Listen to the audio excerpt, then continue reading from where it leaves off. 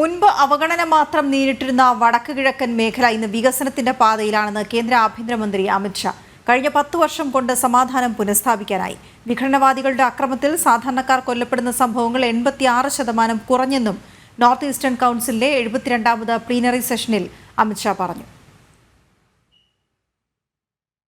സാമ്പത്തിക വികസന പദ്ധതികൾ കൊണ്ടും ഭരണപരമായും വടക്കു കിഴക്കൻ മേഖല ഇന്ന് ഡൽഹിയിൽ നിന്ന് അകലെയല്ല എന്ന് ഊന്നിപ്പറഞ്ഞുകൊണ്ടാണ് നോർത്ത് ഈസ്റ്റ് സംസ്ഥാനങ്ങളുടെ വികസനത്തിനായി കേന്ദ്ര സർക്കാർ നടത്തിയ പ്രവർത്തനങ്ങൾ സംബന്ധിച്ച് ആഭ്യന്തരമന്ത്രി അമിത്ഷാ വ്യക്തമാക്കിയത്. മുൻപ് അവഗണന മാത്രം നേരിട്ടിരുന്ന വടക്കു കിഴക്കൻ മേഖല ഇന്ന് വികസനത്തിന്റെ പാതയിലാണ്. 10 വർഷം കൊണ്ട് വിഘടനവാദ പ്രവർത്തനങ്ങൾ അവസാനിപ്പിച്ച് സമാധാനം പുനഃസ്ഥാപിക്കാനായി.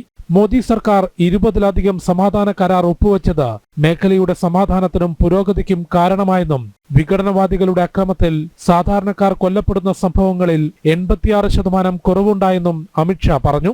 हिंसक घटनाओं में 31% कमी और नागरिकों की मृत्यु में 86% की कमी ये 10 साल में हमने सिद्ध की है. लगभग 10,574 विद्रोही सरेंडर हुए हैं. इसके कारण पूरे नॉर्थ ईस्ट के अंदर शांति प्रस्थापित करने का हमें बहुत सफलता मिली. വിഘടനവാദ പ്രവർത്തനങ്ങളിൽ ഏർപ്പെട്ടവർ ഭൂരിപക്ഷവും ആയുധം വെച്ച് കീഴടങ്ങി. സർക്കാരിന്റെ നയങ്ങൾക്കൊപ്പം വിവിധ സുരക്ഷാ ഏജൻസികളുടെ സംയുക്തമായ നടപടികളും വടക്കുകിഴക്കൻ മേഖലയിലെ മാറ്റത്തിന് വഴിവെച്ചു. മേഖലയിലെ മയക്കുമരുന്ന് മാഫിയയുടെ പ്രവർത്തനങ്ങൾ കൂടി പൂർണ്ണമായും അവസാനിപ്പിക്കണമെന്നും നോർത്ത് ഈസ്റ്റേൺ കൗൺസിലിന്റെ 72ാമത് പ്ലീനറി സെഷൻ ഉദ്ഘാടനം ചെയ്തുകൊണ്ട് അമിത്ഷാ പറഞ്ഞു. ജനം, ഡൽഹി.